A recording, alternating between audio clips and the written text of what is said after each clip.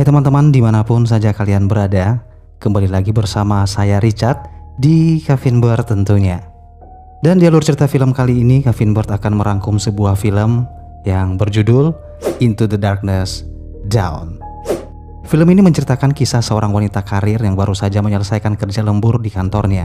Namun ketika hendak pulang dan melewati lift di kantor itu, semuanya berubah seketika, di mana ia terjebak berhari-hari di dalam lift tersebut tanpa ada satu orang pun karyawan ataupun penjaga yang mengetahui keberadaannya, karena bertepatan saat itu adalah hari libur di akhir pekan yang sangat panjang.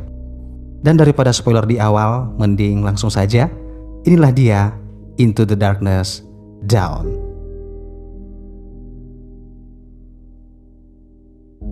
Suatu malam di sebuah ruangan perkantoran, ada seorang wanita bernama Jennifer yang masih bekerja lembur hingga larut malam. Tampaknya Jennifer karyawan terakhir yang tersisa di dalam kantor itu. Sementara karyawan yang lain sudah terlebih dahulu pulang untuk mempersiapkan hari libur Valentine, mengingat 3 hari ke depan yaitu hari Jumat, Sabtu, Minggu, dan Senin adalah hari libur yang cukup panjang. Setelah pekerjaannya selesai, Jennifer saat itu tidak segera langsung pulang. Namun dia mengirimkan sebuah pesan email kepada mantan tunangannya yang berada di New York kalau dia berencanakan memesan tiket pesawat dan berangkat malam itu juga ke New York untuk bertemu sang mantan, dengan harapan mereka masih bisa memperbaiki kembali hubungan mereka yang sempat terputus. Setelah mengirim email, Jennifer yang tidak ingin ketinggalan penerbangannya, ia lalu buru-buru keluar dan mengambil beberapa permen di atas meja. Sementara itu di lokasi yang sama, tepatnya di toilet, ada seorang pria bernama Guy yang juga karyawan di kantor itu. Secara bersamaan mereka menunggu di depan lift di lantai yang berbeda, di mana Jennifer naik ke lantai 49 dan bergabung dengan Guy di lantai 42. Saat itu sudah tak ada lagi karyawan yang masih berada di lokasi kantor selain mereka berdua. Hingga pada akhirnya suasana canggung di dalam lift sama-sama mereka rasakan. Hingga Guy mencoba membuka percakapan dengan Jennifer dan sedikit mulai bercanda. Namun saat itu Jennifer yang tampaknya tidak mengenal pria itu, lebih banyak memilih diam dan menjawab seadanya saja. Tak berapa lama Guy yang masih saja mencoba mencairkan suasana, kemudian berbasa-basi dengan memperlihatkan sebuah coretan gambar pada dinding. Namun tiba-tiba saat itu juga lift mendadak berhenti seketika. Mereka berdua yang tentu saja kaget, lalu mencoba menekan-nekan kunci tombol, namun sayangnya tak ada satupun tombol panel yang berfungsi, meskipun listrik di dalam lift tampaknya masih menyala. Usaha Guy tak berhenti sampai di situ saja. Ia mencoba membuka paksa pintu dengan sekuat tenaga, namun tetap saja tak membuahkan hasil. Hingga akhirnya Guy melambai-lambaikan tangannya ke arah kamera CCTV, berharap masih ada orang di ruang kontrol melihat keberadaan mereka. Namun lagi-lagi sial, tetap saja tak ada yang menjawab panggilan mereka. Hingga pada akhirnya keadaan semakin buruk ketika mereka mencoba menggunakan ponsel, namun sinyalnya di luar jangkauan. Hal itu terjadi karena lokasi mereka berada 4 lantai di bawah tanah. Jennifer yang bingung secara spontan bertanya pada Guy dengan mengatakan kenapa tidak ada satu orang pun petugas keamanan gedung yang bertugas malam itu. Dia khawatir akan ketinggalan pesawat kalau ia tak dapat keluar secepat mungkin dari lift tersebut. 15 menit kemudian, Guy kembali mencoba berinisiatif berteriak-teriak ke arah pintu dan sesekali menggedor-gedor pintu lift itu. Namun tetap saja tak ada yang bisa mendengar panggilannya. Lalu Guy kembali mendapatkan akal, di mana dia berpikir bisa saja di atas lift mungkin ada pintu darurat untuk keluar dari dalam lift itu. Namun karena langit-langit dinding tersebut cukup tinggi, Guy lalu meminta Jennifer untuk naik ke atas pundaknya.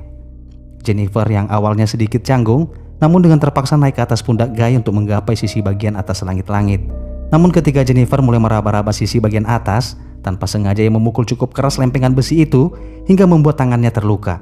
Dengan terpaksa Guy menurunkan Jennifer dan berpikir idenya itu nggak bisa lagi dilanjutkan. Setelah beberapa jam telah berlalu, Jennifer mulai pesimis dan merasa sudah terlambat untuk mengejar penerbangannya malam itu.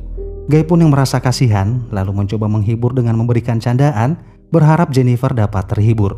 Jennifer yang mulai melihat usaha dan perhatian ekstra yang diberikan Guy padanya, pada akhirnya mencoba membuka diri dan berkenalan dengan Guy saat itu juga.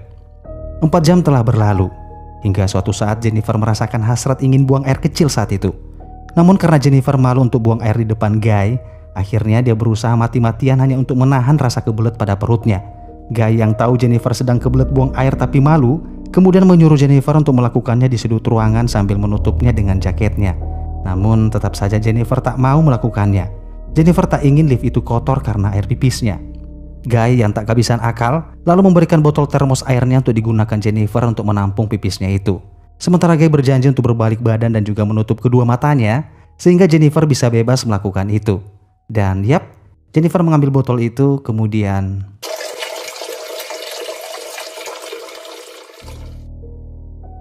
beberapa saat kemudian Jennifer yang sudah mulai akrab dengan Guy lalu memberanikan diri memilih pembicaraan tentang hal-hal yang menjurus ke topik percintaan. Jennifer mengatakan kepada Guy dengan bertanya, di manakah tempat paling kotor yang pernah Guy lakukan selama hidupnya. Namun Guy yang terlihat malu untuk mengatakannya lalu meminta Jennifer untuk terlebih dahulu yang bercerita.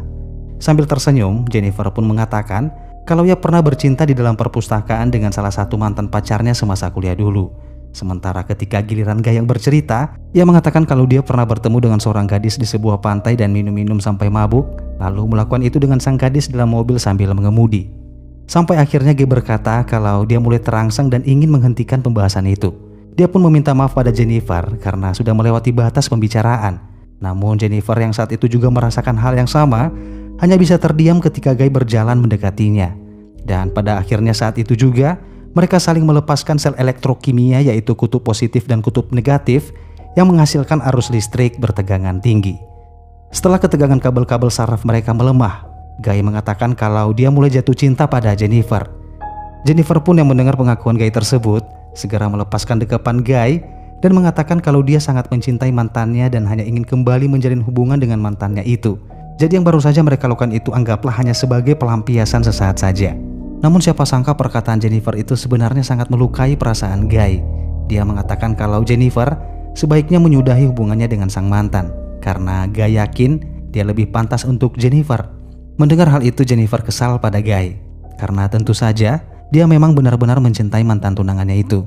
Jennifer pun menambahkan ketika nanti mereka berdua berhasil keluar dari lift itu, berpikirlah seperti tak terjadi apa-apa.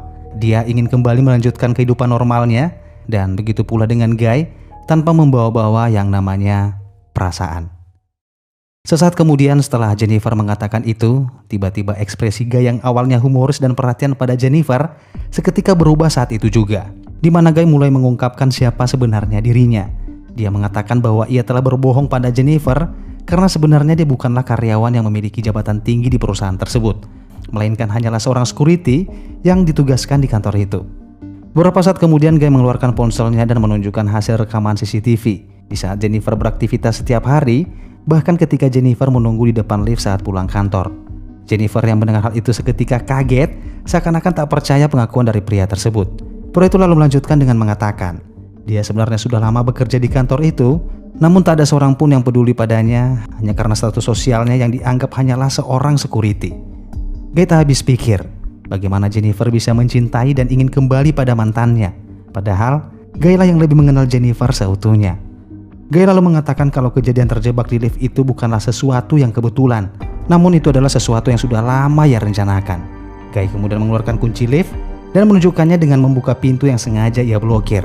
Saat itu juga Jennifer yang sudah tak tahan lagi dengan obsesi gila pria itu, kemudian mengatakan akan melaporkannya pada polisi sehingga membuat Guy membusuk di penjara. Setelah mengatakan itu, Jennifer mencoba merebut kunci itu dari genggaman Guy dan terjadilah pertikaian di antara mereka. Namun ketika Jennifer merebut kunci itu, tanpa sengaja ia merusak panel tombol pada lift tersebut dan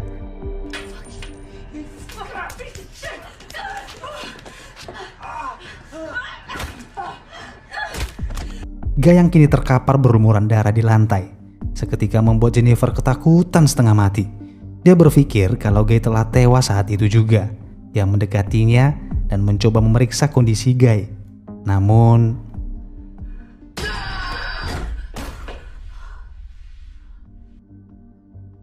sesaat kemudian Jennifer pun terbangun dari pingsannya dan melihat Guy sudah sadar lebih dulu. Seketika itu juga Jennifer semakin ketakutan ketika Guy membongkar isi kotak hadiah yang dipersiapkan Jennifer untuk sang mantan, di mana isi kotak itu adalah sebuah kemeja. Guy dengan lancang mengenakan kemeja itu dan menyuruh Jennifer untuk membuka sisa kotak hadiahnya. Jennifer pun pasrah dan hanya bisa membuka isi kotak kedua, yaitu sebuah cerutu lengkap dengan alat gunting cerutu dan korek api di dalamnya. Guy menyalakan cerutu tersebut sembari mengolok-olok Jennifer dengan mengucapkan selamat hari Valentine padanya. Beberapa saat kemudian, Guy tiba-tiba meminta maaf pada Jennifer karena telah membuatnya takut saat itu. Dia berharap Jennifer mau berdamai dengannya. Namun Jennifer hanya diam saja tanpa menjawab sepatah kata pun. Lalu ia melihat Guy yang sepertinya telah sadar akan kesalahannya dan mencoba mengeluarkan mereka dari lift itu. Namun karena pintu lift rusak sudah tak dapat lagi digunakan, ia lalu minta Jennifer untuk mengangkatnya agar ia dapat menggapai pintu darurat di langit-langit lift tersebut. Namun menurut Jennifer akan lebih mudah jika Guy saja yang memberinya dorongan, karena ia tak cukup kuat untuk mengangkatnya. Lalu Jennifer naik ke pundak Guy dan berhasil keluar dari lift itu. Setelah itu Guy lalu memberitahu pada Jennifer di mana posisi tangga dan letak pintu keluar darurat itu berada. Setelah mengetahui denah pintu keluar, Jennifer kemudian mengarahkan jari tengahnya pada Guy, seakan-akan mengolok-ngolok Guy yang telah tertipu, dan seketika membuatnya sangat marah dan kesal akan kebodohannya itu. Ia lalu mengikat dua potong pakaian menjadi satu, kemudian dia lemparkan ke lubang pintu langit-langit tersebut. Dan ia pun berhasil naik mengejar Jennifer yang masih berusaha bergerak menuju pintu darurat.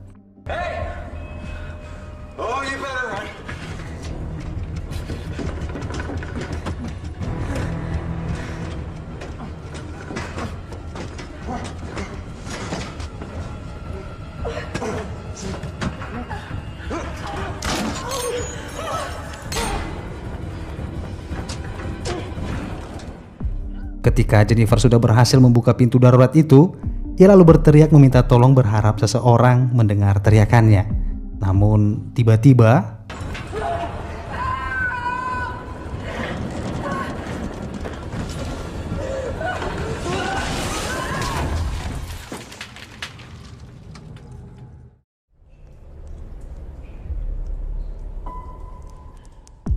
ketika Jennifer tersadar lebih dulu, ia melihat sprinkler atau detektor pendeteksi asap dan menyalakan api pada cerutu, bertujuan untuk menyalakan alarm otomatis ketika sprinkler tersebut berhasil mendeteksi asap. Namun sayang, usahanya itu tak berhasil karena asap yang dihasilkan oleh cerutu tidak terlalu banyak. Jennifer pun lalu mencoba membakar kertas untuk menghasilkan asap yang lebih banyak lagi. Namun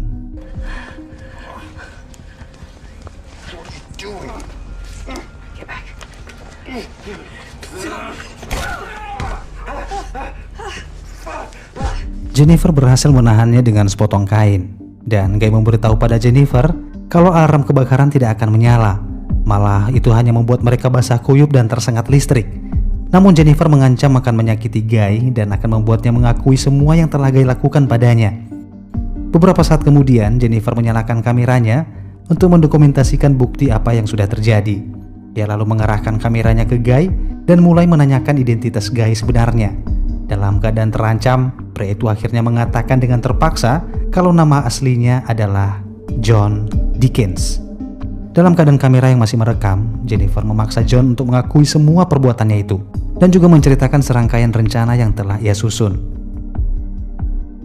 Waktu pun terus berlalu, tanpa terasa hari Senin pun telah tiba, namun mereka masih terjebak dan belum mendapatkan pertolongan. Pada malam harinya, seorang security yang juga rekan kerjanya John, yaitu bernama Eddie, secara kebetulan mengunjungi kantor bersama dengan pacarnya. Namun dia melihat keanehan ketika tak melihat John yang seharusnya bekerja mengawasi kantor itu. Eddie pun melihat ke arah kamera CCTV dan seketika kaget ketika melihat John dan Jennifer tergeletak di dalam lift. Eddie pun refleks mencoba memanggil mereka menggunakan mikrofon yang tersambung di seluruh gedung. Dan panggilan tersebut berhasil membuat Jennifer terbangun dan meminta Eddie untuk mengeluarkannya dari lift itu. Tak perlu menunggu waktu lama, Eddie langsung beranjak menuju lift tersebut, meninggalkan pacarnya yang sedang tertidur di sofa. Ketika sudah berada di luar lift, Eddie mencoba membuka pintu lift itu secara paksa dengan mencongkelnya menggunakan sebuah linggis. Sementara Jennifer yang sudah tak sabar ingin keluar, kemudian mencoba mendongakkan kepalanya keluar pintu. Namun Eddie menyuruhnya kembali masuk ke dalam agar dia bisa membuka pintu itu sepenuhnya. Namun tiba-tiba John menjatuhkan Jennifer tanpa dilihat oleh Eddie saat itu. Lalu John berteriak memanggil Eddie untuk menolongnya. Eddie pun yang tak mengerti apa yang sebenarnya sedang terjadi, dengan polosnya naik ke atas dan mencoba menolong rekannya itu. Dan tiba-tiba, Hello? Are you okay? Hi, Eddie. What the hell happened, man? How long have you been stuck in there? Hang on. Okay. Oh. No.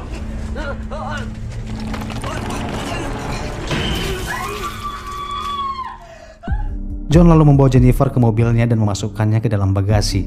Setelah itu John kembali ke gedung dan membuang tubuh Eddie beserta dengan pakaiannya.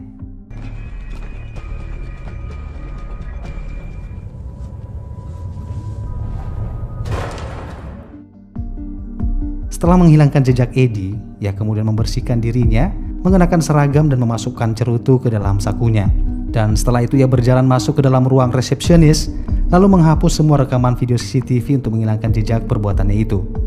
Namun ketika hendak keluar, John melihat pacarnya Eddie yang sudah terbangun. Lalu John juga membunuhnya dan membuang ke lubang lift yang sama bersama dengan jasad Eddie. Setelah John merasa kondisi di kantor sudah aman tanpa meninggalkan jejak, ia lalu masuk ke mobilnya dan membawa Jennifer ke sebuah lokasi terpencil untuk membuangnya. Lalu ia mengambil sejerigen bensin dan menyiramkannya ke tempat sampah yang rencananya akan ia gunakan untuk membakar Jennifer. Sebelum ia membuka bagasi, John memberitahu Jennifer kalau dia benar-benar mencintai dan akan selalu mencintai Jennifer. Namun sayang mereka tidak akan pernah bisa bersama. Ketika ia membuka bagasi, ia melihat Jennifer tak bergerak namun sebenarnya berpura-pura mati. Lalu ia kembali ke tempat sampah untuk menyalakan api. Namun tiba-tiba Jennifer secara perlahan-lahan keluar dari bagasi dan memukul kepala John dengan sebuah, kemudian masuk ke dalam mobil dan melihat cerutu yang masih menyala di dalam mobil. Jennifer memundurkan mobil tersebut dan menabrakkan tubuh John dengan keras yang membuat John terpental masuk ke dalam bak sampah yang sudah basah oleh bensin. Tak perlu pikir panjang lagi, Jennifer mengambil cerutu itu dan melemparkannya ke bak sampah tersebut hingga membuat John tewas terbakar hidup-hidup. Dan film pun berakhir.